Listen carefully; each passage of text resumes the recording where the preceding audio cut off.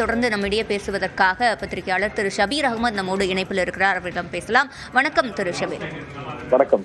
அதிமுக மாநிலங்களவை உறுப்பினர் பதவிக்காக போட்டியிடுறவங்களோட பெயர்களை அறிவிச்சிருக்காங்க. தேமுதிகவுக்கு இந்த முறை வாய்ப்பு இல்லைன்னு சொல்லியிருக்காங்க. அதே சமயத்துல கூட்டணியில தேமுதிக தொடரும்னு சொல்லியிருக்காங்க. உங்களுடைய பார்வை?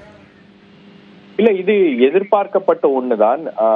காரணம் என்னன்னா, இந்த 2 ராஜ்யசபா சீட்ஸையும் அதிமுகவே ரீடைன் பண்ணணும் அப்படின்றதுதான் அவங்களுடைய மனநிலையாக இருந்துச்சு, தலைமையுடைய மனநிலையாக இருந்துச்சு. ஏன்னா இது ஒரு மிகவும் முக்கியமான ஒரு காலகட்டம் என்பதால் அவங்களுக்கு ராஜ்யசபா உறுப்பினர்கள் தேவைப்படுகிறார்கள். அதிமுகவுக்கு அது தேவைப்படுகிறார்கள்.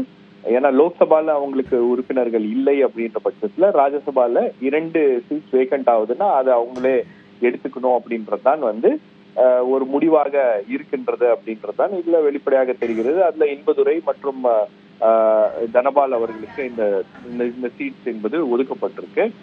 கூட்டணிக்கான அச்சாரமாக இது இருக்குமா அப்படின்னா அது ஒரு பேச்சுவார்த்தை என்பது தொடர்ந்து நடந்து கொண்டே இருந்தது.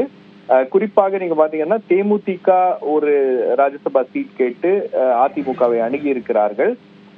அதே போல உங்களுக்கு பாமக தரப்புலையும் அந்த கோரிக்கை வைக்கப்பட்டுச்சா அப்படின்ற அந்த விஷயங்கள்லாம் இந்த தேர்தல் அறிவித்த உடனே அதுக்கு முன்பே அது பேச்சுவார்த்தை அது ஒரு பேச்சு பொருளாகவே இருந்துச்சு அரசியல் வட்டாரங்கள்ல. பட் இப்பொழுது அதிமுக எடுத்திருக்கக்கூடிய முடிவு என்பது அது அந்த பார்ட்டியோட இன்ட்ரெஸ்ட்ல எடுத்திருக்கிறதா பாக்குறேன். ஏன்னா அவங்களுக்கு ஒரு ரெப்ரசன்டேஷன் ராஜ்யசபால தேவைப்படுகிறது.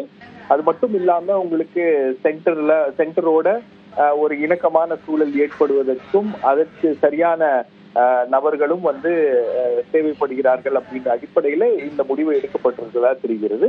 2வது உங்களுக்கு கூட்டணி கட்சியை அகாமடேட் பண்றதுக்கு மேலும் ஒரு வாய்ப்பு அவங்களுக்கு ஏப்ரல் 2026 கிடைக்கக்கூடிய ஒரு வாய்ப்பாக இருக்கிறது.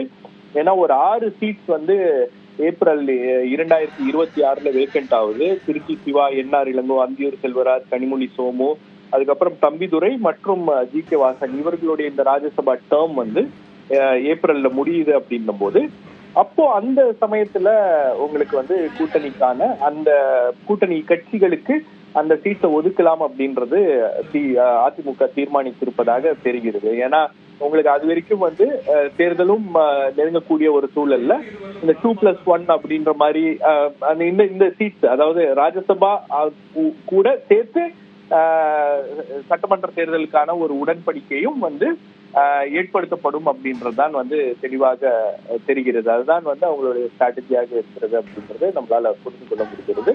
தற்போது அதிமுக எடுத்திருக்கக்கூடிய இந்த முடிவு அந்த கட்சிக்கான ஒரு முடிவாக இருக்கிறது. அவங்களுக்கு இந்த 2 சீட்டும் ராஜ்யசபால ரெப்ரசன்டேஷன் தேவை அப்படின்ற அடிப்படையில் தான் இந்த முடிவு எடுக்கப்பட்டிருக்கிறத நான் பார்க்கிறேன். இப்ப அதிமுக கட்சியுடைய ரெப்ரசன்டேஷனை கருதி இந்த முடிவை எடுத்திருக்கிறது. தேமுதிக இதை ஒப்புக்கொண்டு கூட்டணியில் தொடர்கிறதா என்பதையும் தேமுதிக அதிகாரப்பூர்வமாக அறிவிக்க வேண்டிய ஒரு சூழல் இருக்கிறது. அதே போல இப்ப தேமுதிகவை பொறுத்த வரைக்கும் இந்த முறைதான் அவங்க வாய்ப்பு கேட்டிருந்தாங்க. 2026 வாய்ப்பளிக்கப்படும் என்பதை அவங்க ஒப்புக்கொள்வாங்களா, இல்ல வேறு வாய்ப்புகள், அதாவது கூட்டணியை பொறுத்த வரைக்கும் வேறு கதவுகள் திறக்கப்படும் என்ற ஒரு நம்பிக்கையில அவங்க இருப்பாங்களா? இல்ல, கூட்டணியை பொறுத்த வரைக்கும் தேமுதிகவுக்கு இன்னைக்கு வேறு எந்த இடத்துல கதவுகள் திறந்திருக்கு அப்படின்றது ஒரு கேள்விதான். ஏன்னா உங்களுக்கு டிஎம்கேல அவங்க பேசிட்டு இருக்காங்க அப்படின்னு சொல்லப்பட்டாலும் டிஎம்கேல எவ்வளவு சீட்ஸ்ல தேமுதிகவை அகாமடேட் பண்ண போறாங்க அப்படின்றது இன்னும் ஒரு புரியாத புதிராகவே இருக்கிறது. ஏன்னா அந்த கூட்டணி இன்டாக்டா இருக்கு, அந்த கூட்டணி பேக்டா இருக்கு. அந்த கூட்டணியில தேமுதிக உள்ள வந்தாங்கன்னா அவங்களுக்கு எந்த அடிப்படையில அவங்கள உள்ள கொண்டு வருவாங்க அப்படின்றது ஒரு ஒரு கேள்வியாக இருக்கிறது. பட் இந்த இடத்துல பாத்தீங்கன்னா அதிமுகவை பொறுத்த வரைக்கும் தேமுதிக ஏற்கனவே அலையன்ஸ்ல இருந்திருக்காங்க. ஒரு நேச்சுரல் அண்டர்ஸ்டாண்டிங் அவங்களுக்குள்ள இருக்கிறது. இப்பொழுது கூட திரு சுதீஷ் அவர்கள் எடப்பாடி பழனிசாமி அவர்களை சந்தித்து இந்த சீட்ஸ் இந்த ராஜ்யசபா எலெக்ஷன் தொடர்பாக பேசி இருக்கிறார்.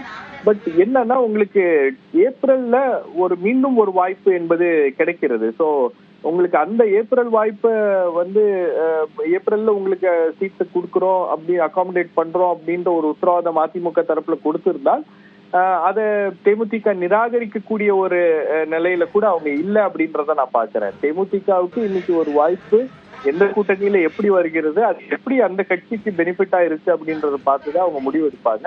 பட் ராஜ்யசபா அப்படின்றது அவங்களுடைய நீண்ட நாள் கோரிக்கையாக இருக்கிறது. குறிப்பாக சுதீஷ்கோ அல்லது விஜயகாந்தோடைய ஃபர்ஸ்ட் ஃபேமிலியில இருக்கக்கூடிய மெம்பர்ஸ் யாருக்காச்சும் வந்து ஒரு ராஜ்யசபா நாமினேஷன் என்பது தேவைப்படுகிறது அப்படின்றது ஒரு நீண்ட நாள் கோரிக்கையாகவே இருக்கிறது. ஸோ அது ஏப்ரல்ல நடக்குது அப்படின்னும் போது அது கூட்டணி 2026 கூட்டணி பேச்சுவார்த்தை அது ஒரு ஃபைனல் ஸ்டெப்பா தான் இருக்கும் அப்படின்னு பாக்குறேன். ஏன்னா அப்பதான் வந்து அது அந்த அலையன்ஸ் ஸ்டெப்பா இருக்கும். பேச்சுவார்த்தை மற்ற விஷயங்கள்லாம் எல்லாம் நடந்து 2026 ஏப்ரல்ல உங்களுக்கு ஒரு ராஜ்யசபா நாங்க கொடுக்குறோம் அப்படின்னா அது வந்து ஒரு அக்செப்டபிள் ஃபார்முலாவாக இருக்கும். சீட் ஷேரிங் ஃபார்முலாவாக அது இருக்கும் அப்படின்னு தான் நான் பாக்குறேன். அதிமுகவுடைய இந்த முடிவுதான் தேமுதிகவுக்கும் சிறந்த ஒரு வாய்ப்பாக இருக்கும் என்று கூறியிருக்கிறீர்கள். இணைப்பில் வந்து கருத்துக்களை பதிவு செய்தமைக்கு நன்றி திரு ஷபீர்.